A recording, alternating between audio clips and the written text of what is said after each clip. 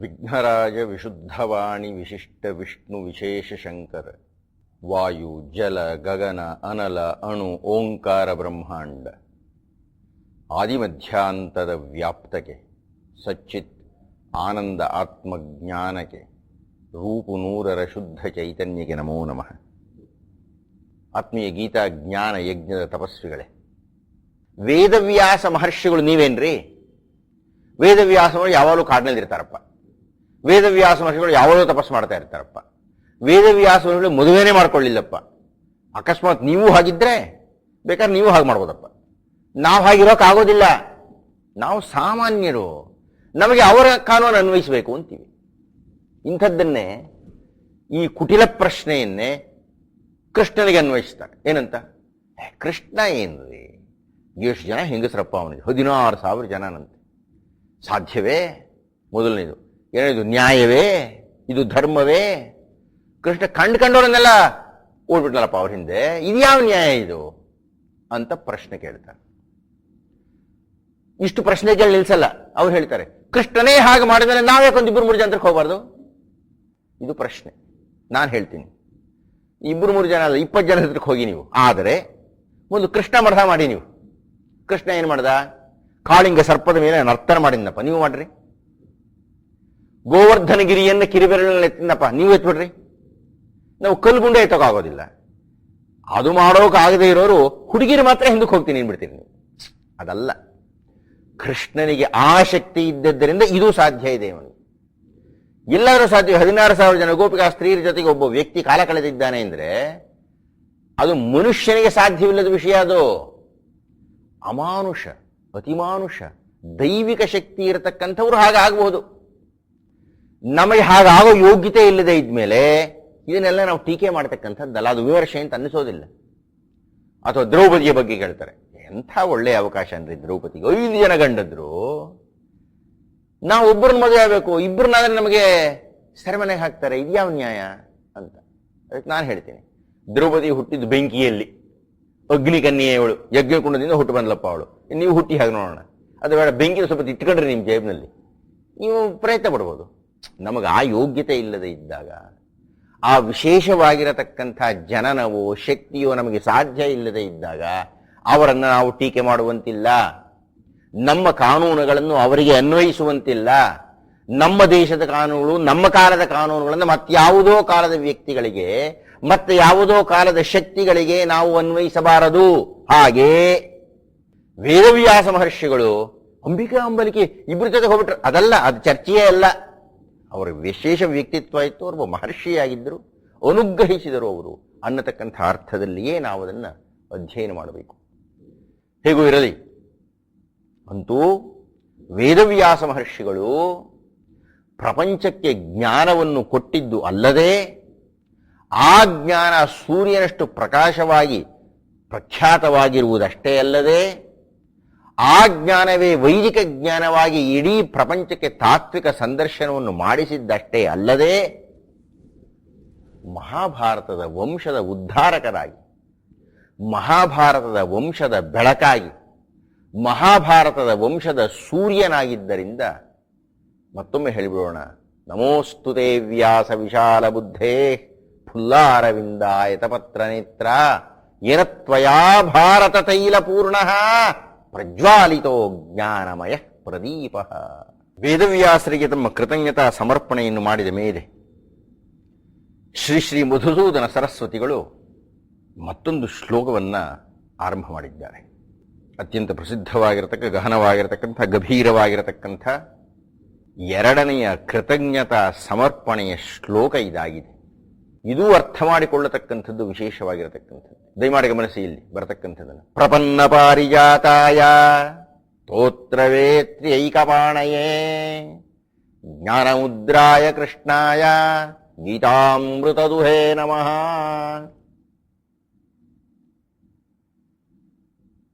ಈ ಶ್ಲೋಕದ ಪ್ರತಿಯೊಂದು ವೈಶಿಷ್ಟ್ಯಪೂರ್ಣವಾಗಿದೆ.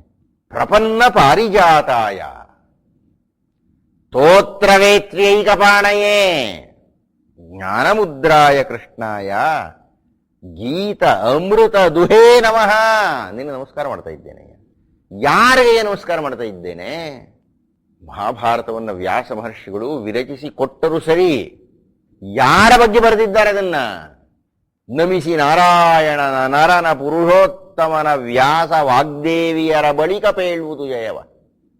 ಕನ್ನಡದಲ್ಲಿ ಅನುವಾದ ಮಾಡಿದಾಗ ಆ ವ್ಯಾಸ ಭಾರತದ ಪೀಠಿಕಾ ಸಾಲುಗಳನ್ನು ಈ ರೀತಿ ಹೇಳ್ತಾರೆ. ನಾರಾಯಣಂ ನಮಸ್ಕೃತ್ಯ ನರಂಚೈವ ನರೋತ್ತಮಂ.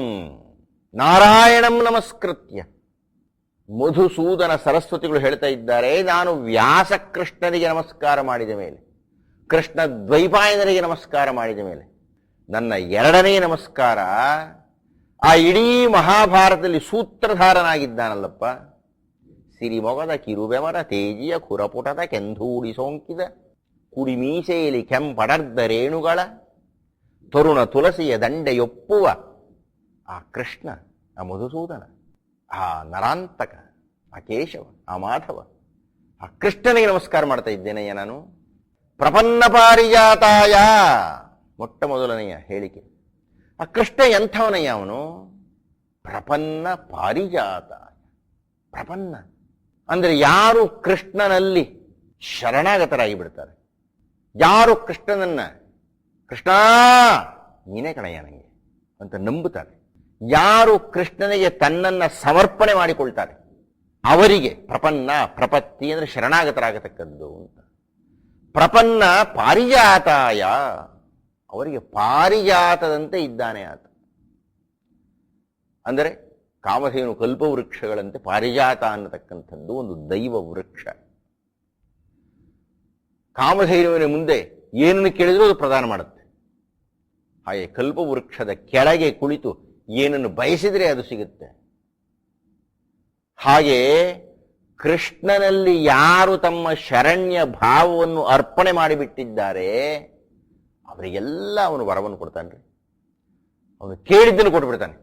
ಧ್ರುವ ತನ್ನ ಚಿಕ್ಕಮ್ಮನ ಕೋಪಕ್ಕೆ ತುತ್ತಾಗಿ ಸಿಂಹಾಸನವನ್ನು ಕಳೆದುಕೊಂಡು ಬಂದ ಮೇಲೆ ನಾರದರು ಹೇಳಿದರು, ಅಯ್ಯ ನಿನಗೆ ಸಿಂಹಾಸನ ಸಿಕ್ಕಿಲ್ಲ ತಾನೆ, ರಾಜ್ಯ ಸಿಕ್ಕಿಲ್ಲ ತಾನೆ ನಿನಗೆ, ಹೋ ಆ ವಿಷ್ಣುವನ್ನು ಕೇಳು, ಅವ್ನು ಕೊಟ್ಬಿಡ್ತಾನೆ ನಿಂಗೆ. ನೀನು ಕೇಳಬೇಕಷ್ಟೇನೆ, ನಾವು ಕೇಳೋದೇ ಇಲ್ಲ. ಇದವನಿಯೋ ಕೃಷ್ಣ ಮೊದಲನೇ ಸಂದೇಹ. ಕೇಳೋದು ಹೇಗೆ? ಎರಡನೇ ಗೊಂದಲ ನಮಗೆ. ಮೂರನೇ ಏನು ಕೇಳೋದು? ಈ ಎಲ್ಲ ಸಂದೇಹಗಳನ್ನು ಕೇಳೋದೇ ಇಲ್ಲ. ಅದನ್ನೇ ಡಿ ವಿ ಗುಂಡಪ್ಪನವ್ರು ಹೇಳತಕ್ಕಂಥದ್ದು. ನಂಬಿದನು ಪ್ರಹ್ಲಾದ ನಂಬದಿರ್ದನು ಪಿತನು, ನಂಬಿಯೂ ನಂಬದಿರು ವಿಬ್ಬಂದಿನಿ, ನಂಬದಿನೋ ಬಿಂಬದಿನೋ ಮೋಕ್ಷವರಿಂಗಾಯಿತು, ಸಿಂಬಳದಿ ನೊಣನೀನು ಮಂಕುತಿಮ್ಮ. ಅಯ್ಯ ನಾವೆಲ್ಲ ಹೇಗಿದ್ದೇವೆ ಅಂದ್ರೆ, ಆ ಕಡೆಗೆ ದೇವರಿಲ್ಲ ಅಂತೂ ಹೇಳಲ್ಲ, ದೇವರಿದ್ದಾನೆ ಅಂತೂ ಹೇಳೋದಿಲ್ಲ, ಎರಡರ ಮಧ್ಯೆ ಬಿಡ್ತೀವಿ ನಾವು. ಇದ್ರೂ ಇರ್ಬೋದಪ್ಪ, ಎಲ್ರಿ ಸಾಧ್ಯ ಇದೆ? ಇದಲ್ಲ. ನಂಬದಿರ್ದನು ಪಿತನು, ಹಿರಣ್ಯಕಶಿಪಿಗೆ ನಂಬಿಕೆನೇ ಇರಲಿಲ್ಲ, ನಂಬಿದನು ಪ್ರಹ್ಲಾದ, ಪ್ರಹ್ಲಾದ ನಂಬಿದ ಅವನ್ನ. ನಾವು ಇಬ್ಬಂದಿ ನಾವು. ಆದ್ರೆ ಏನಾಯ್ತು? ಕಂಬದಿನೋ, ಕಂಬ ಹೊಡ್ಕೊಂಡು ಬಂದ ನರಸಿಂಹಸ್ವಾಮಿ, ದರ್ಶನ ಕೊಟ್ಟ, ಹಿರಣ್ಯಕಶಿಪಿಗೆ ಮೋಕ್ಷ ಕೊಟ್ಟ. ಬಿಂಬದಿನೋ, ಪ್ರಕಾಶಮಾನವಾಗಿಬಿಟ್ಟ, ನರಸಿಂಹನ ದರ್ಶನ ಆಗ್ಬಿಡ್ತು, ಪ್ರಹ್ಲಾದನಿಗೆ ಮುಕ್ತಿ ಸಿಕ್ತು. ಕಂಬದಿನೋ ಬಿಂಬದಿನೋ ಮೋಕ್ಷ ಅವರಿಂಗಾಯಿತು, ಸಿಂಬಳದಿ ನೊಣ ನೀನು ಮಂಕುತಿಮ್ಮ. ನೀನು ಸಿಂಬಳದ ಸಿಕ್ಕಾಕೊಂಡು ನೊಣ ಆಗಿಬಿಟ್ಟಿದ್ದೀನಿ ನಾನು, ಆ ಕಡೆ ಹಾರೋಕ್ಕಾಗಲ್ಲ, ಈ ಕಡೆ ಸಾಯೋಕ್ಕಾಗಲ್ಲ ಅಂತ. ಹಾಗೆ ಆಗಿಬಿಟ್ಟಿದ್ದೇವೆ ನಾವು. ಆದ್ರೆ ಯಾವ್ದಾರು ಒಂದು ನಂಬ್ರಿ, ಇಲ್ಲ ಶರಣಾಗತಿ, ಇಲ್ಲ ನಾಸ್ತಿಕತೆ, ಎರಡೂ ಇಲ್ಲ ನಮ್ಮಲ್ಲಿ. ಮಧುಸೂದನ ಸರಸ್ವತಿಗಳು ಹೇಳ್ತಾ ಇದ್ದಾರೆ, ಯಾರು ಶರಣಾಗತರಾಗುತ್ತಾರೆಯೋ ಪ್ರಹ್ಲಾದನಂತೆ, ಹನುಮಂತನಂತೆ, ಭೀಷ್ಮಾಚಾರ್ಯರಂತೆ, ಭೀಮನಂತೆ ಯಾರು ಶರಣಾಗತರಾಗ್ತಾರೆಯೋ ಅವರು ಕೇಳಿದ್ದನ್ನು ಪ್ರದಾನ ಮಾಡಿಬಿಡ್ತಾನೆ. ಪ್ರಪನ್ನ ಪಾರಿಜಾತಾಯ. ಎರಡನೇದು ಸ್ತೋತ್ರವೇತ್ರಿಯೈಕಪಾಣಯೇ, ಅವನ ಕೈನಲ್ಲಿ ಒಂದು ಬೆತ್ತ ಇದೆ ಕಣಯ್ಯ, ಪಾಣಯೇ ಕೈನಲ್ಲಿ. ಸ್ತೋತ್ರವೇತ್ರ ಅಂದ್ರೆ ಈ ದನ ಹೊಡೆಯೋ ಒಂದು ಬೆತ್ತ ಇಟ್ಕೊಂಡಿದ್ದಾನೆ ಅವನು. ಉಪಾಧ್ಯಾಯರು ಪಾಠ ಹೇಳ್ಕೊಡ್ತಾರೆ, ಒಂದ್ಸಲ ಹೇಳ್ತಾರೆ, ಎರಡು ಸಲ ಹೇಳ್ತಾರೆ, ಮೂರು ಸಲ ಹೇಳ್ತಾರೆ, ನಾಲ್ಕು ಸಲ ಹೇಳ್ತಾರೆ, ಐದನೇ ಸಲ ಹೇಳ್ತಾರೆ, ಆರನೇ ಸಲ ಹೇಳ್ತಾರೆ, 7ನೇ ಸಲ ಹೊಡೆದು ಹೇಳ್ತಾರೆ. ಮಗ ಸರಿಯಾದ ದಾರಿಯಲ್ಲಿ ಹೋಗದೇ ಇದ್ದಾಗ ಬೆತ್ತ ತಗೊಂಡು ಅಪ್ಪ ಒಂದು ಏಟು ಕೊಡ್ತಾನೆ. ಉಪಾಧ್ಯಾಯ ಶಿಷ್ಯನನ್ನು ಶಿಕ್ಷೆ ಮಾಡ್ತಾನೆ. ಕಾನೂನಿಗೆ ಕೇಳದೆ ಹೋಗ್ತಾ ಇರತಕ್ಕಂಥ ಒಬ್ಬ ಪ್ರಜೆಗೆ ಕಾನೂನು ಶಿಕ್ಷೆ ಕೊಡುತ್ತೆ. ಅಂದರೆ ತಪ್ಪು ಮಾಡಿದವರಿಗೆ ಶಿಕ್ಷೆ ಕೊಡಬೇಕು. ತಪ್ಪು ಮಾಡಿದವರಿಗೆ ಶಿಕ್ಷೆ ಕೊಡದೇ ಹೋದರೆ ತಪ್ಪು ಮಾಡದೇ ಇರುವವರಿಗೂ ತಪ್ಪು ಮಾಡುವವರಿಗೂ ವ್ಯತ್ಯಾಸವೇ ಇರೋದಿಲ್ಲ. ಒಳ್ಳೆ ಮಾತಿನಲ್ಲಿ ಹೇಳಿದ್ದಾಯ್ತು, ಕೇಳಲಿಲ್ಲಪ್ಪ. ಅವಾಗ ತೋತ್ರವೇತ್ರೈಕ ಪಾಣೆಯ ಕೃಷ್ಣ ಅಂಥವನೇ. ಯಾರಾದರೂ ಒಳ್ಳೆಯವರಿದ್ದಾರಾ? ಅವರಿಗೆ ರಕ್ಷಣೆ ಕೊಡ್ತಾನ ಅವನು. ಶರಣಾಗತರಾಗಿದ್ದಾರಾ? ಕೇಳಿದ್ದೆಲ್ಲ ಕೊಡ್ತಾನೆ ಅವನು. ಯಾರಾದರೂ ತರಲೆ ಮಾಡ್ತಾರಾ? ಯಾರಾದರೂ ವಿರೋಧ ಮಾಡ್ತಾರಾ? ಸರಿ ನಡೀತಾ ಅಲ್ವ ಹಿಡ್ಕೊಂಡು ಚೆಚ್ತಾನೆ ಅವನು. ತೋತ್ರವೇತ್ರೈಕ ಪಾಣೆಯೇ. ದಂತಭಕ್ತನ ಮಾಡಿದ್ದ ಹಾಗೆ, ಶಿಶುಪಾಲನಿಗೆ ಮಾಡಿದ್ದ ಹಾಗೆ, ಚಾಣೂರು ಮುಷ್ಟಿಕರಿಗೆ ಮಾಡಿದ್ದ ಹಾಗೆ ಅವನು. ತೋತ್ರವೇತ್ರೈಕ ಪಾಣೆಯೇ ಅಂದರೆ ನಮ್ಮ ಜೀವನದಲ್ಲಿ ಎರಡೂ ಅವಶ್ಯ. ಸಜ್ಜನರಿಗೆ ಮಾನ್ಯತೆಯನ್ನು ಕೊಡತಕ್ಕಂಥದ್ದು, ದುಷ್ಟರನ್ನು ದಂಡನೆ ಮಾಡತಕ್ಕಂಥದ್ದು. ಆ ಎರಡೂ ನಾವು ಕಲಿತಿದ್ದು ಕೃಷ್ಣನಿಂದ. ಕೃಷ್ಣನಲ್ಲಿ ವರದ ಹಸ್ತವೂ ಉಂಟು, ಸುದರ್ಶನ ಚಕ್ರವೂ ಉಂಟು. ನಮಗೆ ಸುದರ್ಶನ ಚಕ್ರ ಬೇಕೋ ವರದ ಹಸ್ತ ಬೇಕೋ ಅಂತ ನಾವು ನಿರ್ಣಯ ಮಾಡಬೇಕು. ಪ್ರಪನ್ನ ಪಾರಿಜಾತಾಯ ತೋತ್ರವೇತ್ರೈಕ ಪಾಣಯೇ ಜ್ಞಾನ ಮುದ್ರಾಯ ಕೃಷ್ಣಾಯ. ಕೃಷ್ಣ ಎಂಥವನಯ್ಯ, ಹ್ಯಾಕ್ ಕೂತ್ಕೊಂಡಿದ್ದಾನಯ್ಯ ಅವನು. ಅವನ ಕೈಯಲ್ಲಿ ಜ್ಞಾನ ಮುದ್ರೆ ಇದೆ ಅಂತ ಹೇಳ್ತಾ ಇದ್ದಾರೆ. ಇದನ್ನು ಚಿನ್ಮುದ್ರೆ ಅಂತ ಕರೀತಾರೆ. ಮತ್ತೆ ಮತ್ತೆ ಭಗವದ್ಗೀತೆಯಲ್ಲಿ ಚಿಂತನವಾಗಿರತಕ್ಕದ್ದು, ಭಗವದ್ಗೀತೆ ತೋರಿಸ್ತಾ ಇರತಕ್ಕಂಥ ದರ್ಶನ ಜ್ಞಾನ ಯೋಗ ಅನ್ನತಕ್ಕದ್ದು. ಜ್ಞಾನ ಅನ್ನತಕ್ಕಂಥದ್ದು ಅದ್ವೈತದ ಯಾಕಾಗಿ ಅದ್ವೈತಾಮೃತ ವರ್ಷಿಣಿ ಅಂತ ಹೇಳ್ತಾ ಇದ್ದಾರೆ ಅಂದರೆ ಅದರೊಳಗೆ ಜ್ಞಾನದ ಸ್ಥಾಪನೆಯಾಗಿದೆ ಅಂತ. ಜ್ಞಾನ ಮುದ್ರಾಯ, ಇದನ್ನು ದಯವಿಟ್ಟು ಅರ್ಥ ಮಾಡಿಕೊಳ್ಬೇಕು ನಾವು. ಜ್ಞಾನ ಮುದ್ರೆ ಅಂದ್ರೆ ಅರ್ಥ ಏನ್ರಿ? ದಯವಿಟ್ಟು ಗಮನಿಸಿ. 5 ಬೆರಳುಗಳಲ್ಲಿ ಇದನ್ನು ನಾವು ಹೆಬ್ಬೆರಳು ಅಂತ ಕರಿತೀವಿ, ದೊಡ್ಡ ಬೆರಳಿದು. ಇದನ್ನು ತೋರು ಬೆರಳು ಅಂತೀವಿ ನಾವು. ತೋರು ಅಂದರೆ ಹೀಗೆ ಹೇಳ್ತಕ್ಕಂಥ ನಾನು. ಹೆಬ್ಬೆರಳು ನಾನು ಅನ್ನಲ್ಲ, ಹೀಗಂತೀವಿ ನಾನು. ಈ ನಾನು ಅನ್ನತಕ್ಕಂಥ ತೋರಿಸ್ತಕ್ಕಂಥ ಬೆರಳು ಇದು. ಇದು ಹೆಬ್ಬೆರಳು, ಹಿರಿದಾದ ಬೆರಳು. ಇದು ಆತ್ಮಪ್ರಜ್ಞೆ, ಇದು ದೈವ ಪ್ರಜ್ಞೆ. ಇದು ಅದೇ ದೊಡ್ಡದದು. ಈ ಎಲ್ಲ ಬೆರಳಿನೇ ಇದು ದೊಡ್ಡದು. ಇದು ದೈವ, ಇದು ನಾನು. ಈ ದೈವ ನನ್ನ ಎಲ್ಲೋ ಒಂದು ಕಡೆ ನೋಡ್ತಾ ಇದೆ. ಇದು ನಾನು ದೈವದ ಕಡೆ ನೋಡ್ತಿಲ್ಲ, ಮೇಲಕ್ಕೆ ನೋಡ್ತಾ ಇದ್ದೀನಿ. ನನಗೆ ಅಹಂಕಾರ ಬಹಳ ಜಾಸ್ತಿ ಇದೆ. ಈ ನನ್ನ ಅಹಂಕಾರಕ್ಕೆ ಅನುಗುಣವಾಗಿ ನನ್ನಲ್ಲಿ 3 ಗುಣಗಳಿವೆ: ಸತ್ವ, ರಜಸ್ಸು, ತಮಸ್ಸು ಅನ್ನತಕ್ಕಂಥ ಗುಣಗಳು.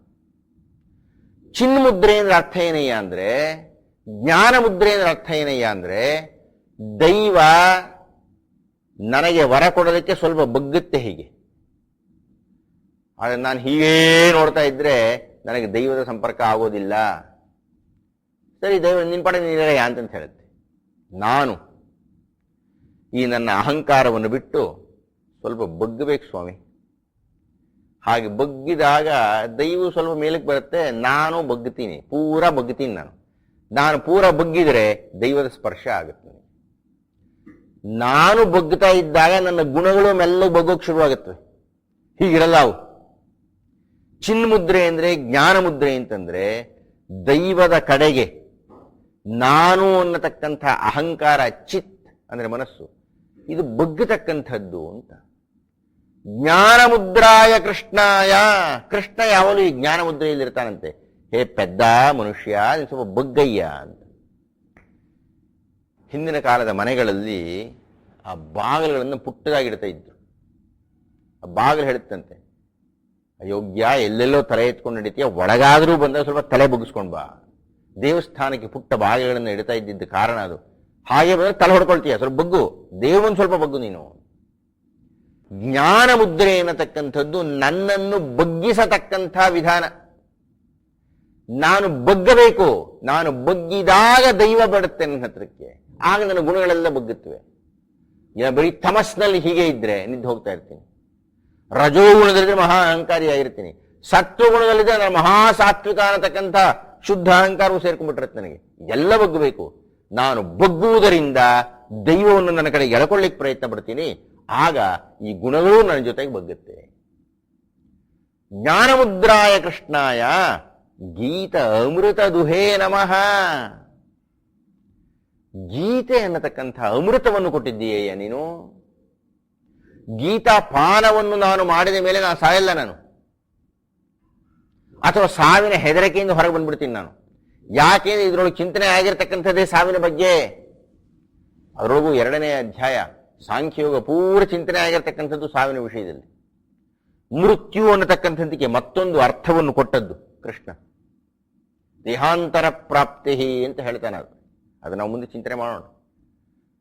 ಅಂದರೆ ಗೀತಾಮೃತವನ್ನ ಯಾರು ಪಾನ ಮಾಡ್ತೀವೋ ಹಾಗೆ ಪಾನ ಮಾಡತಕ್ಕಂಥವರಿಗೆ ಅಮೃತದ ದ್ವಾರ ತೆರೆಯುತ್ತೆ. ಅದು ಹೇಗೆ ತೆರೆಯುತ್ತೆ? ಅರೆ, ಮೊದಲು ನೀವು ಪಾನ ಮಾಡಿ. ಭಗವದ್ಗೀತೆಯನ್ನ ಶ್ಲೋಕ ಶ್ಲೋಕ, ಪದ ಪದ, ಅಕ್ಷರ ಅಕ್ಷರ ನಾವು ಅರ್ಥ ಮಾಡಿಕೊಂಡು ಬಿಟ್ಟರೆ ನಮಗೆ ಮುಕ್ತಿ ಖಂಡಿತ ಸಿಗುತ್ತೆ. ಹಾಗೆ ಕೋಟಿ ಜನ ಹೇಳಿದ್ದಾರೆ.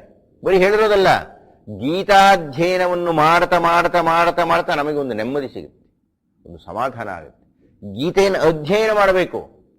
ಅಧ್ಯಯನವನ್ನು ಯಾರು ಮಾಡ್ತಾರೆಯೋ ಅವರಿಗೆ ಅನ್ಯರಿಗೆ ಅಲಭ್ಯವಾಗಿರತಕ್ಕಂಥ ಮೋಕ್ಷ ಪ್ರಾಪ್ತಿಯಾಗುತ್ತೆ. ಮೋಕ್ಷ ಅಂದರೆ ಮೃತಿ ಇಲ್ಲದ್ದು. ಮೃತಿ ಇಲ್ಲದ್ದು ಅಂದ್ರೆ ಅಮೃತವಾಗಿರತಕ್ಕಂಥದ್ದು. ಅದನ್ನೇ ಹೇಳ್ತಾ ಇದ್ದಾರೆ ಮಧುಸೂದನ ಸರಸ್ವತಿಗಳು. ಗೀತಾಮೃತ ದುಹೇ ನಮಃ. ಕೊಟ್ಟಿದೀಯಯ್ಯ, ಗೀತ ಅಮೃತ ಅನ್ನತಕ್ಕಂಥದ್ದನ್ನು ಕೊಟ್ಟಿರತಕ್ಕಂಥ ಕೃಷ್ಣನೇ ನಿನಗೆ ನಮಸ್ಕಾರ. ಆತ್ಮೀಯರೇ, ಈ ಶ್ಲೋಕದ ಬಗ್ಗೆ ಸುಮ್ಮನೆ ಇಷ್ಟು ಹೇಳಿದ್ದೇನೆ. ಈ ಶ್ಲೋಕವನ್ನು ಹೆಚ್ಚು ಅರ್ಥ ಮಾಡಿಕೊಳ್ಳಬೇಕಾಗಿದೆ. ಪ್ರಪನ್ನ ಪಾರಿಜಾತಾಯ ಅನ್ನತಕ್ಕಂಥದ್ದರ ವಿವರಣೆ, ಕೈಯಲ್ಲಿ ದಂಡವನ್ನು ಹಿಡ್ಕೊಂಡಿರತಕ್ಕಂಥದ್ದಾನೆ ಅನ್ನತಕ್ಕಂಥದ್ದರ ವಿವರಣೆ, ಇದನ್ನೆಲ್ಲ ನಾನು ಮುಂದಿನ ಉಪನ್ಯಾಸದಲ್ಲಿ ನಿಮ್ಮ ಮುಂದೆ ಮಂಡಿಸಲಿದ್ದೇನೆ ಅಂತ ಹೇಳ್ತಾ ಇಂದಿನ ಉಪನ್ಯಾಸವನ್ನು ಮುಕ್ತಾಯ ಮಾಡ್ತಾ ಇದ್ದೇನೆ. ನಮಸ್ಕಾರ. ವಿಘ್ನರಾಜ ವಿಶುದ್ಧವಾಣಿ ವಿಶಿಷ್ಟ ವಿಷ್ಣು ವಿಶೇಷ ಶಂಕರ. ವಾಯು ಜಲ ಗಗನ ಅನಲ ಅಣು ಓಂಕಾರ ಬ್ರಹ್ಮಾಂಡ ಆದಿಮಧ್ಯಾಂತದ ವ್ಯಾಪ್ತಕ್ಕೆ ಸಚ್ಚಿತ್ ಆನಂದ ಆತ್ಮಜ್ಞಾನಕ್ಕೆ ರೂಪು ನೂರರ ಶುದ್ಧ ಚೈತನ್ಯಕ್ಕೆ ನಮೋ ನಮಃ. ಗೀತಾಜ್ಞಾನ ಯಜ್ಞದ ತಪಸ್ವಿಗಳೇ, ತಪಸ್ಸನ್ನು ಮಾಡುವುದರಿಂದ ಯಾರ್ಯಾರು ಏನೇನೆಲ್ಲ ಸಾಧಿಸಿಬಿಟ್ಟಿದ್ದಾರೆ ಎನ್ನುವುದು ನಮಗೆ ಗೊತ್ತಿದೆ. ನಾವು ಏನನ್ನು ಸಾಧಿಸಬೇಕಿದ್ದರೂ ತಪಸ್ಸೇ ಮೂಲ ಅನ್ನತಕ್ಕಂಥದ್ದನ್ನು ನಾವು ಸಾಕಷ್ಟು ಬಾರಿ ಚಿಂತನೆ ಮಾಡಿಬಿಟ್ಟಿದ್ದೇವೆ. ಹಾಗೆ ತಪಸ್ಸನ್ನು ಮಾಡಿದಾಗ ಏನಾಗುತ್ತೆ? ತಪಸ್ಸನ್ನು ಮಾಡಿದಾಗ ಏನು ಆಗುತ್ತದೆ ಎನ್ನುವುದೇ ಮಧುಸೂದನ ಸರಸ್ವತಿಗಳ ಈ ಶ್ಲೋಕ, ಈ ಮಂತ್ರ, ಈ ಹೇಳಿಕೆ, ಈ ಸಂದೇಶ. ಪ್ರಪನ್ನ ಪಾರಿಜಾತಾಯ ಸ್ತೋತ್ರವೇತ್ರೈಕಪಾಣಯೇ. ಪ್ರಪನ್ನ ಪಾರಿಜಾತಾಯ. ಪ್ರಪನ್ನ, ಯಾರು ಪ್ರಪತ್ತಿಯಲ್ಲಿ ಉಳಿಯುತ್ತಾರೋ, ಯಾರು ಶರಣಾಗತರಾಗುತ್ತಾರೋ, ಇದು ಬಹಳ ಕಷ್ಟ. ಪ್ರಪತ್ತಿ ಎನ್ನತಕ್ಕಂಥದ್ದು ದೈವಕ್ಕೆ ನಮ್ಮನ್ನು ಅರ್ಪಣೆ ಮಾಡಿಕೊಳ್ಳುತ್ತೇವೆ ಅನ್ನತಕ್ಕಂಥದ್ದು ಅತ್ಯಂತ ಕಷ್ಟಕರವಾದದ್ದು. ದೇವರನ್ನು ಒಲಿಸುವುದು ಬಹಳ ಸುಲಭ, ಅವನನ್ನು ಪ್ರಾರ್ಥನೆ ಮಾಡಿದರೆ ಸಾಕು. ಆದರೆ ಪ್ರಾರ್ಥನೆ ಮಾಡಿದರೆ ಸಾಕು ಅನ್ನುವಷ್ಟು ಸರಳವಾಗಿಲ್ಲ ಅದು. ನಾವು ಯಾರನ್ನಾದರೂ ಏನನ್ನಾದರೂ ಪ್ರಾರ್ಥನೆ ಮಾಡ್ತಾ ಇದ್ದೇವೆ ಅಂದ್ರೆ ಅರ್ಥ ಏನು? ಅವರು ನಮಗಿನ್ನ ದೊಡ್ಡವರು, ನಮಗಿನ್ನ ಅವರು ಶಕ್ತರು, ನಮಗೆ ಅವರು ವರ ಕೊಡಬಲ್ಲವರು, ನಮಗೆ ಸಹಾಯ ಮಾಡಬಲ್ಲವರು, ಅವರು ನಿಯಾಮಕರು. ಅಂದ್ರೆ ಅರ್ಥ ಏನು? ನಾವು ಅವರಿಗಿನ್ನ ಚಿಕ್ಕವರು, ನಾವು ಅವರು ಹೇಳಿದಂತೆ ಕೇಳಬೇಕು, ನಾವು ಅವರ ಸೇವೆಯನ್ನ ಮಾಡಬೇಕು. ಹೀಗೆ ನಾವು ಅನ್ಯರಿಗೆ ಮಾನ್ಯತೆಯನ್ನು ಕೊಟ್ಟು ನಾವು ಅವರ ದಾಸರಾಗಿದ್ದೇವೆ ಎನ್ನತಕ್ಕಂಥದ್ದನ್ನು ತೋರಿಸಿದಾಗ ಅವರು ನಮಗೆ ಒಲಿತಾರೆ. ಅದರ ಪ್ರಶ್ನೆ ಇರುವುದು, ಹಾಗೆ ನಾವು ದಾಸರಾಗುವುದಿಲ್ಲ. ದಾಸರಾಗುವುದಕ್ಕೆ ನಮ್ಮ ಮನಸ್ಸಿನಲ್ಲಿ ತುಂಬಿರುವ ಅಹಂಕಾರ ಬಿಡುವುದಿಲ್ಲ. ಪೂರ ತುಂಬಿಕೊಂಡ ಅಹಂಕಾರ ಇದ್ದರೆ ನಾವು ತಲೆ ಬಗ್ಗಿಸೋದೇ ಇಲ್ಲ. ಕೊಂಚ ಕಡೆ ಕೊಂಚ ಬಗ್ಗಿಸ್ತೀವಿ, ತುಂಬ ಕಡೆ ತುಂಬ ಬಗ್ಗಿಸ್ತೀವಿ, ಆದರೆ ಪೂರ್ತಿ ಕಡಿಮೆ ಆಗತಕ್ಕಂಥದ್ದು, ಅಹಂಕಾರವೇ ಇಲ್ಲದೆ ಹೋಗತಕ್ಕಂಥದ್ದು, ಸಂಪೂರ್ಣವಾಗಿ ಅರ್ಪಣೆ ಮಾಡಿಕೊಳ್ಳತಕ್ಕಂಥದ್ದು. ನನ್ನದೇನೂ ಇಲ್ಲಯ್ಯ, ಎಲ್ಲ ನಿಂದೆ ಕಣೆ, ಅದೇನು ಮಾಡ್ತೀಯೋ ಮಾಡು. ಇದು ಯಾರಿಗೆ ಸಾಧ್ಯ ಇದೆ? ಯಾರೋ ಹನುಮಂತನಂತಹವರಿಗೆ ಮಾತ್ರ ಸಾಧ್ಯ ಇದೆ, ಭೀಷ್ಮಾಚಾರ್ಯರಿಗೆ ಮಾತ್ರ ಸಾಧ್ಯ ಇದೆ. ಹನುಮಂತ ಸ್ವಯಂ ಶಕ್ತ. ಬಹುಶಃ ಅತ್ಯಂತ ವಿಮರ್ಶೆಯಿಂದ ನೋಡಿಬಿಟ್ರೆ ಶ್ರೀಮದ್ ರಾಮಾಯಣದಲ್ಲಿ ಶ್ರೀರಾಮನನ್ನೂ ಮೀರಿಸಿದ ಶಕ್ತ ಹನುಮಂತ. ಶ್ರೀರಾಮರು ಹೇಳಿಬಿಡ್ತಾರೆ ರಾಮಾಯಣದ ಕೊನೆಯಲ್ಲಿ, ಅಯ್ಯ ನಾನು ನಿನ್ನ ಋಣದಲ್ಲಿ ಸಿಕ್ಕಾಕೊಂಡ್ಬಿಟ್ಟಿದ್ದೀನಿ ಕಣಯ್ಯ. ಏಕೈಕಸ್ಯೋಪಕಾರಸ್ಯ ಪ್ರಾಣಾನ್ ದಾಸ್ಯಾಮಿ ತೇ ಕಪೇ ಶೇಷಸ್ಯ ಇಹ ಉಪಕಾರಾಣಾಂ ಭವಾಮ ಋಣಿನೋ ವಯಂ.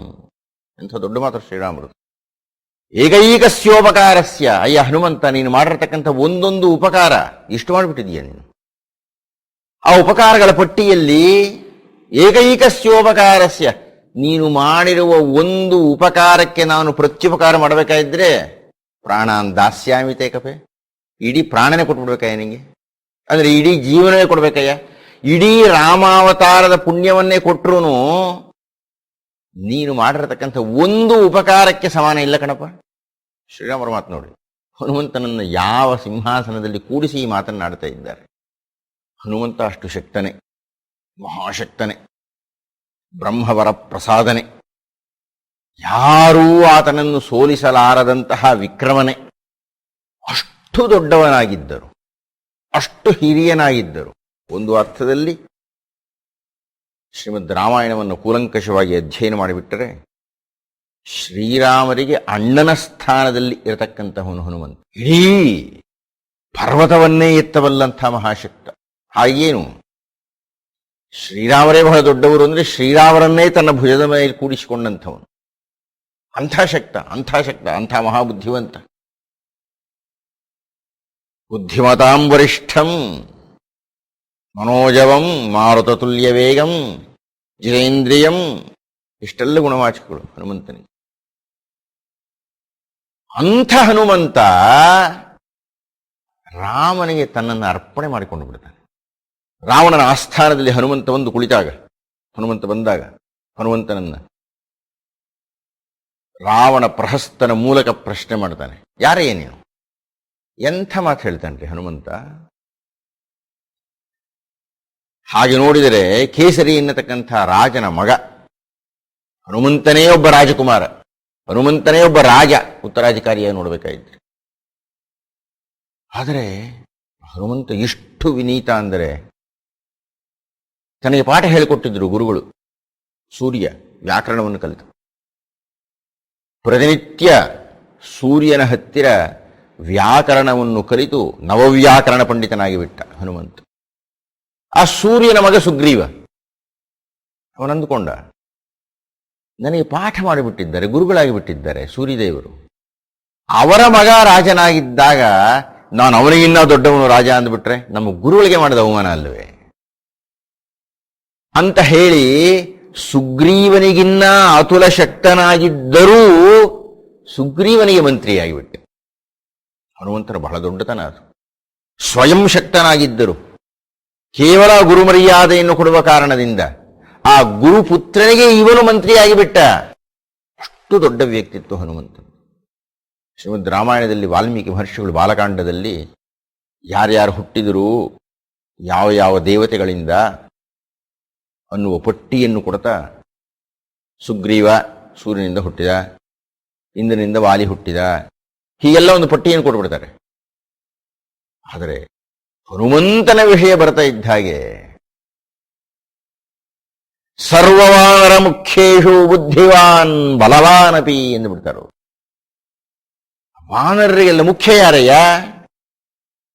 ಸುಗ್ರೀವ ಅಲ್ಲ, ವಾಲಿಯೂ ಅಲ್ಲ. ಸರ್ವವಾನರ ಮುಖ್ಯೇಶು ಬುದ್ಧಿವಾನ್ ಬಲವಾನ್ ಅಪಿ, ಬುದ್ಧಿಶಾಲಿ ಮತ್ತು ಬಲವಂತ ಯಾರಯ್ಯ ಅಂದ್ರೆ ಹನುಮಂತ. ಇಷ್ಟೆಲ್ಲ ಗುಣವಾಚಕಗಳನ್ನು ಹೊಂದಿರತಕ್ಕಂಥ ಹನುಮಂತ, ಇಷ್ಟೆಲ್ಲ ಶಕ್ತನಾಗಿರತಕ್ಕಂಥ ಹನುಮಂತ, ಮುಂದೆ ರಾಮಾಯಣದ ಕೊನೆಯಲ್ಲಿ ಶ್ರೀರಾಮರಿಂದಲೇ ಪ್ರಶಂಸೆಗೆ ಗುರಿಯಾಗಲ್ಪಟ್ಟಂಥ ಹನುಮಂತ, ರಾವಣನ ಪ್ರಶ್ನೆ ನೀನ್ಯಾರು ಅಂತ ಕೇಳಿದ್ರೆ ಹನುಮಂತ ಕೊಡತಕ್ಕಂಥ ಉತ್ತರ ಏನು? ಹೇಳ್ತಾನೆ, ನಾನು ಮರುತ್ತನ ಮಗ ಮಾರುತಿ ಅಂತಲೋ, ಅಂಜನಿ ಪುತ್ರ ಆಂಜನೇಯ ಅಂತಲೋ, ವಾಯುಪುತ್ರ ಅಂತಲೋ, ಕೇಸರಿ ಮಗ ನಾನು ಅಂತ ಏನು ಹೇಳಲಿಕ್ಕೆ ಹೋಗಲಿಲ್ಲ ಆತ. ಅವನು ಹೇಳ್ತಾನೆ, ರಾಮರ ಇದ್ದ ದಿಕ್ಕಿಗೆ ಕೈ ಮುಗಿದು ಹೇಳ್ತಾನೆ, ದೂತೋಹಂ ಕೋಸಲೇಂದ್ರಸ್ಯ ಅಂದ್ಬಿಡ್ತಾನ. ಅಯ್ಯ ನಾನು ರಾಮರ ದೂತ ಕಣಯ್ಯ. ಎಂಥ ಶರಣಾಗತೀನ್ರಿ ಇದು. ಹೀಗೆ ಯಾರು ಶರಣಾಗತರಾಗ್ತಾರೆ, ಪ್ರಪತ್ತಿ ಅಂದ್ರೆ ಮತ್ತೆ ಮತ್ತೆ ಹೇಳ್ತಾ ಇದ್ದೀನಿ, ಕಿಂಚಿತ್ ಅಹಂಕಾರವು ಇಲ್ಲವೇ ತಮ್ಮನ್ನು ತಾವು ದೈವಕ್ಕೆ ಅರ್ಪಣೆ ಮಾಡಿಕೊಳ್ಳತಕ್ಕದ್ದು. ಯಾರು ಹಾಗೆ ಶರಣಾಗತರಾಗ್ತಾರೆ, ಪ್ರಪತ್ತಿ ಅಂತ ಅದನ್ನು ಕರೀತಾರೆ. ಅದನ್ನ ಮಧುಸೂದನ ಸರಸ್ವತಿಗಳು ಹೇಳ್ತಾ ಇದ್ದಾರೆ, ಪ್ರಪನ್ನ ಪಾರಿಜಾತಾಯ. ಈ ದೈವ ಅನ್ನತಕ್ಕಂಥದ್ದು, ಕೃಷ್ಣ ಅನ್ನತಕ್ಕಂಥವನು ಹೇಗಯ್ಯ ಅಂದ್ರೆ, ಯಾರು ಪ್ರಪತ್ತಿಯನ್ನು ತೋರಿಸುತ್ತಾರೋ, ನಾವು ತೋರಿಸೋದಿಲ್ಲ, ನಾವು ಪ್ರಶ್ನೆಯನ್ನು ಕೇಳ್ತೀವಿ, ಯಾರ್ರೀ ದೇವರು? ದೇವರಿದ್ರೆ ತೋರಿಸ್ಲಿರಿ ನೋಡೋಣ. ಯಾಕ್ರಿ ಬಚ್ಚಿಟ್ಕೋಬೇಕು ದೇವರು? ನೋಡೋಣ ದೇವರಿದ್ರೆ ತೋರಿಸಿ. ಅರೆ ನಿಮ್ಗೆ ದೇವರಾಗಿ ತೋರಿಸ್ಬೇಕು, ಒಳ್ಳೆ ಚೆನ್ನಾಯ್ತಲ್ಲ. ನಾನು ಬಹಳಷ್ಟು ಸಲ ಈ ಪ್ರಶ್ನೆಗೆ ಉತ್ತರವನ್ನು ಕೊಟ್ಟಿದ್ದೇನೆ. ದೇವರಿದ್ರೆ ಕಾಣ್ಲಿ ಅಂತ ಹೇಳ್ತಾರೆ, ದೇವರಿದ್ರೆ ನೋಡೋಣ ಅಂತ ಹೇಳ್ತಾರೆ. ಯಾಕೆ ಅಂತೀನಿ ನಾನು. ನೀವೇನ್ ಪ್ರಯತ್ನ ಪಟ್ಟಿದ್ದೀರಿ? ಆ ಜುಜುಬಿ ಕೆಲಸಕ್ಕೆ ಬಾರದ್ದು, ಜವಾನನ ಕೆಲಸವೂ ಸಿಗದೇ ಇರತಕ್ಕಂಥ 10ನೇ ತರಗತಿಯನ್ನ ಉತ್ತೀರ್ಣರಾಗಬೇಕಾದ್ರೆ 10 ವರ್ಷ ತಪಸ್ಸು ಮಾಡ್ತೀವಿ ನಾವು. ಬೆಳಿಗ್ಗೆ ರಾತ್ರಿ ಎಲ್ಲ ಕೂತ್ಕೊಂಡು ಒದ್ದಾಡಿ ಆ ಮೇಷ್ಟ್ರ ಹತ್ರ ಬೈಸ್ಕೊಂಡು ಬರೆದು ಓದಿ ಕಷ್ಟಪಟ್ಟು ಪರೀಕ್ಷೆಯಲ್ಲಿ ಕೂತ್ಕೊಂಡು ಗೆದ್ದು ಆಮೇಲೆ 10ನೇ ತರಗತಿ ಉತ್ತೀರ್ಣವಾಗಿದೆ ಅಂತ ಪ್ರಶಸ್ತಿ ಪತ್ರ ತಗೊಳ್ತೀವಿ. ಅದರಿಂದ ಜವಾನನ ಕೆಲಸವೂ ಬರೋದಿಲ್ಲ. ಅಂದರೆ ಪ್ರೌಢಶಾಲೆಯ 10ನೇ ತರಗತಿಯ ಪ್ರಶಸ್ತಿ ಪತ್ರ ತೆಗೆದುಕೊಳ್ಳುವುದಕ್ಕೆ 10 ವರ್ಷಗಳು ನಾವು ತಪಸ್ಸು ಮಾಡಿರ್ತೀವಿ, 10 ವರ್ಷಗಳು ಕಷ್ಟಪಟ್ಟಿರ್ತೀವಿ. ದೇವ್ರು ಕಾಣಿಸ್ಲಿ, ಎಷ್ಟು ವರ್ಷ ಕಷ್ಟಪಡ್ತೀವಿ ನಾವು? ಕಷ್ಟಪಡೋದೇ ಇಲ್ಲ. ದೇವರಿದ್ರೆ ಕಾಣಿಸ್ಲಿ ಬಿಡ್ತೀವಿ. ಅರೆ ಅದಕ್ಕೊಂದು ಶಿಕ್ಷಣ ಇದೆಯಪ್ಪ. ಹೇಗೆ 10ನೇ ತರಗತಿನ ಬರಬೇಕಾದ್ರೆ 10 ಪರೀಕ್ಷೆಗಳನ್ನು ಗೆಲ್ತೀಯೋ, ಹಾಗೆ ದೈವವನ್ನು ಕಾಣಬೇಕಾದ್ರೂ ಕೆಲವು ಪರೀಕ್ಷೆಗಳನ್ನು ಗೆಲ್ಲಬೇಕು. 10ನೇ ತರಗತಿಯ ತನಕ ಓದ್ತಿರಲ್ಲ ಕಷ್ಟಪಟ್ಟು, ಹಾಗೆ ಏನೋ ಓದಬೇಕು, ಏನೋ ಗೃಹ ಕೃತ್ಯ ಅಂತ ಮನೆಯಲ್ಲಿ ಉಪಾಧ್ಯಾಯರು ಕೊಟ್ಟ ಕೆಲಸವನ್ನು ಮಾಡ್ತಿರಲ್ಲ, ಹಾಗೆ ಮನೆಯಲ್ಲಿ ಕೆಲಸ ಮಾಡಬೇಕು. ಅದೇನು ಮಾಡೋದಿಲ್ಲ ನಾವು. ದೇವರಿದ್ರೆ ಕಾಣಿಸ್ಲಿರಿ ಅಂದ್ಬಿಡ್ತೀವಿ ನಾವು. ಹಾಗಲ್ಲ. ದೈವವನ್ನು ನೋಡಬೇಕಾಯಿದ್ರೆ, ದೈವದ ಆಶೀರ್ವಾದ ಬೇಕಾಯಿದ್ರೆ, ದೈವದ ರಕ್ಷಣೆ ಬೇಕಾಯಿದ್ರೆ ಅದಕ್ಕೊಂದು ಸಾಧನೆಯ ಮಾರ್ಗ ಇದೆ. ಅದನ್ನು ನಮ್ಮ ಹಿರಿಯರು ತೋರಿಸಿಕೊಟ್ಟು ಬಿಟ್ಟಿದ್ದಾರೆ. ಆ ಮಾರ್ಗದಲ್ಲಿ ಯಾರ್ಯಾರು ಹೋಗ್ತಾರೆ ಅವರಿಗೆಲ್ಲ, ಆ ಸಾಧಕರಿಗೆಲ್ಲ ಇರತಕ್ಕಂಥ ಅತ್ಯಂತ ಮೇಲ್ನೋಟಕ್ಕೆ ಸುಲಭವಾಗಿ ಆದರೆ ಅತ್ಯಂತ ಕಠಿಣವಾದ ಮಾರ್ಗ ಅಂದರೆ ಭಕ್ತಿ. ಹೇಳುವುದು ಸುಲಭ, ಭಕ್ತಿ. ಭಕ್ತಿಯನ್ನು ನಾವೇನು ಅಂದ್ಕೊಂಡು ಬಿಟ್ಟಿದ್ದೇವೆ ಅಂದರೆ, ದೇವಸ್ಥಾನಕ್ಕೆ ಹೋದು ಘಂಟಾ ಭಾಜನೆ ಮಾಡ್ತಕ್ಕಂಥದ್ದು, ಒಂದು ನಮಸ್ಕಾರ ಮಾಡೋದು, ಮಂಗಳಾರತಿ ತಗೊಳ್ಳೋದು ಅಂತ. ಅದಲ್ಲ. ಅದಿರಬಹುದು, ಅದನ್ನ ತಿರಸ್ಕಾರ ಮಾಡ್ತಾ ಇಲ್ಲ, ಅದೊಂದು ಮೆಟ್ಲು ಅಷ್ಟೇನೆ.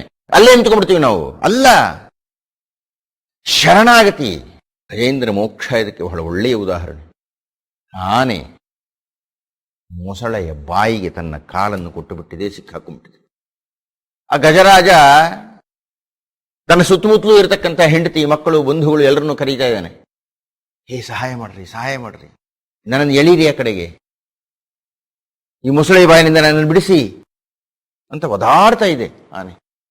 ಆ ಆನೆಯ ಬಂಧುಗಳು ತಮ್ಮ ಸೊಂಡಿಲಿನಿಂದ ಅದರ ಕಾಲಿಗೆ ಒಂದು, ಆ ಸೊಂಡಿಗೊಂದು, ಕಿವಿ, ಹೀಗೆಲ್ಲ ಹಾಕಿ ಈ ಕಡೆಗೆ ಎಳಿತಾ ಇದೆ ಆ ಕೊಳದಿಂದ ಹೊರಕ್ಕೆ. ಆದರೆ ಮೊಸಳೆ ಇದು ಸ್ಥಾನಬಲ.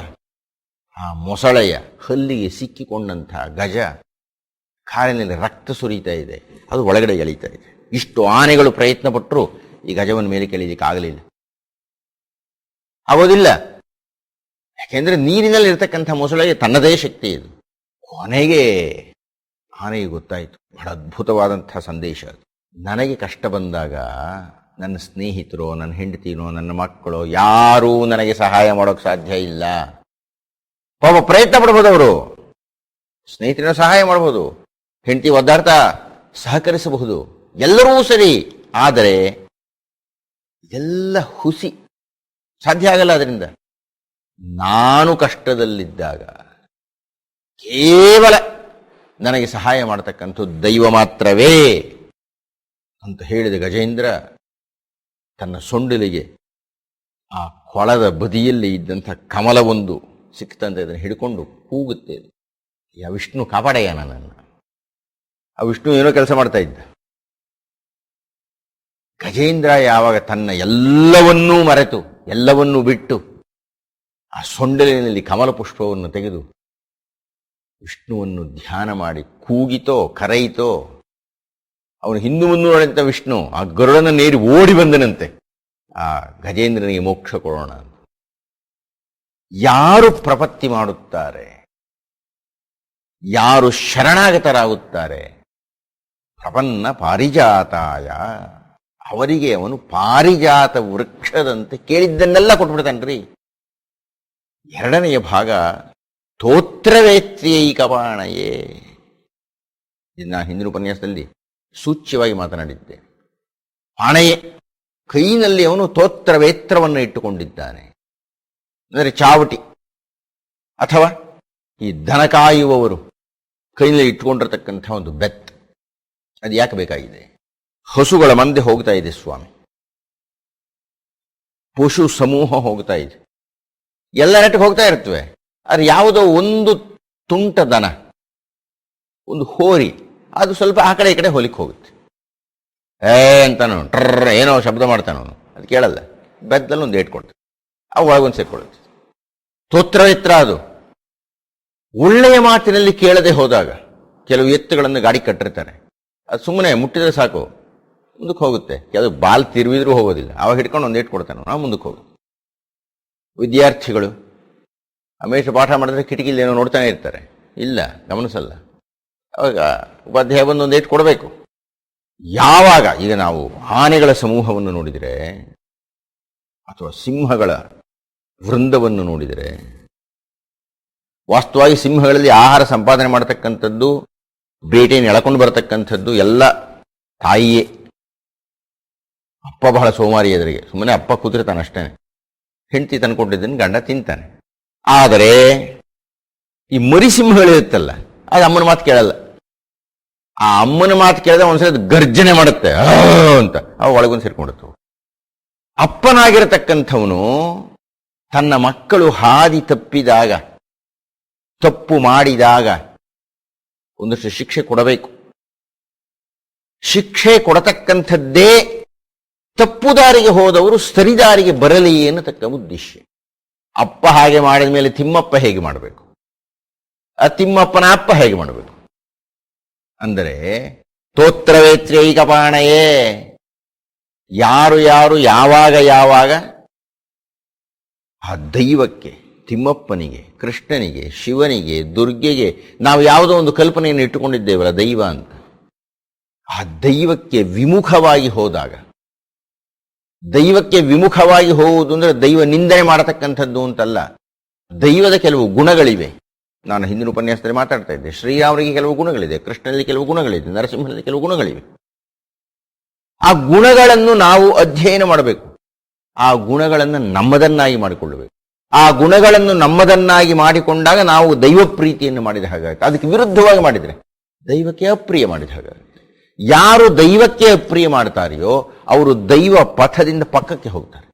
ಹಾಗೆ ದೈವ ಪಥವನ್ನು ಬಿಟ್ಟು ಪಕ್ಕಕ್ಕೆ ಹೋದವರಿಗೆ ಮೂದಲಿಸಿ, ಒಳ್ಳೆ ಮಾತು ಹೇಳಿ, ಬೈದು, ಜಂಕಿಸಿ ಏನೂ ಆಗದೇ ಇದ್ದಾಗ ತೋತ್ರವೇತ್ರೈಕಪಾಣಯೇ ಒಂದು ಏಟು ಕೊಡಬೇಕು. ಅದನ್ನು ನಾನು ಮುಂದಿನ ಸಂಚಿಕೆಯಲ್ಲಿ ಚಿಂತನೆ ಮಾಡ್ತೀನಿ ಅಂತ ಹೇಳ್ತಾ ಇಂದಿನ ಉಪನ್ಯಾಸವನ್ನು ಮುಕ್ತಾಯ ಮಾಡ್ತಾ ಇದ್ದೇನೆ.